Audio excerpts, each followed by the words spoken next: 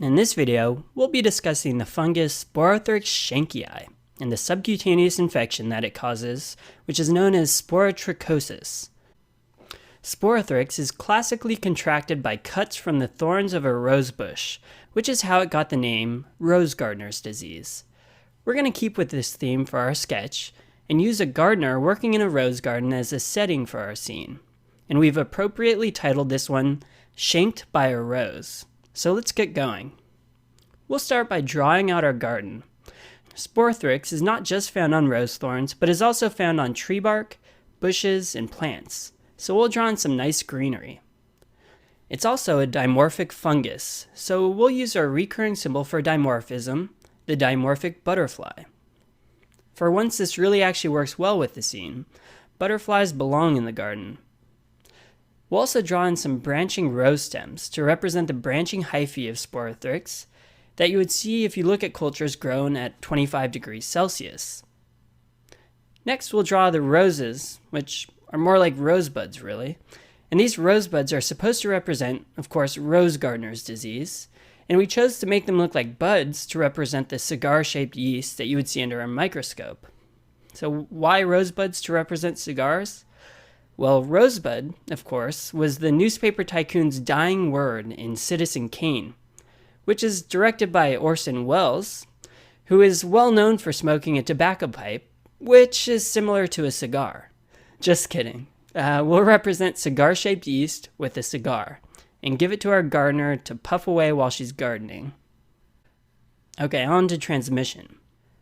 As I mentioned in the beginning, Sporothrix is most commonly introduced into the skin by physical trauma, like when a thorn from a rose bush cuts into the skin. This can result in a local pustule or ulcer at the site of trauma.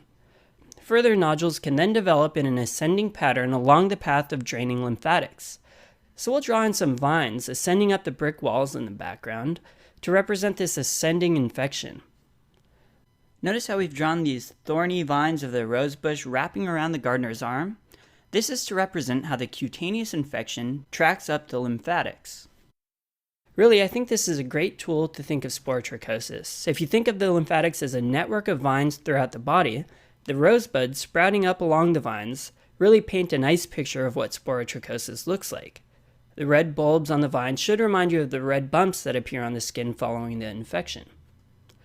Now, to confirm the clinical diagnosis of sporotrichosis, culture is the gold standard. You can also do a biopsy, and you'll see granulomas consisting of histiocytes, multinucleated giant cells, and of course, cigar-shaped budding yeasts. So how do we actually treat lymphocutaneous sporotrichosis? Well, itraconazole is the drug of choice. We'll represent itraconazole, or itraconazole, with our recurring symbol of, that's right, some pine cones.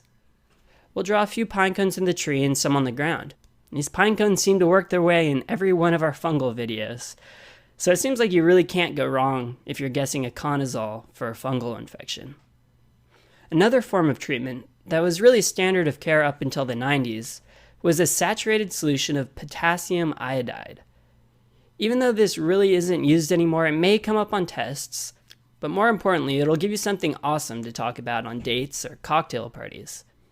Anyway, we'll include potassium iodide by having the gardener spraying a solution of potassium iodide pesticide, which, interestingly, are actually ingredients in pesticides.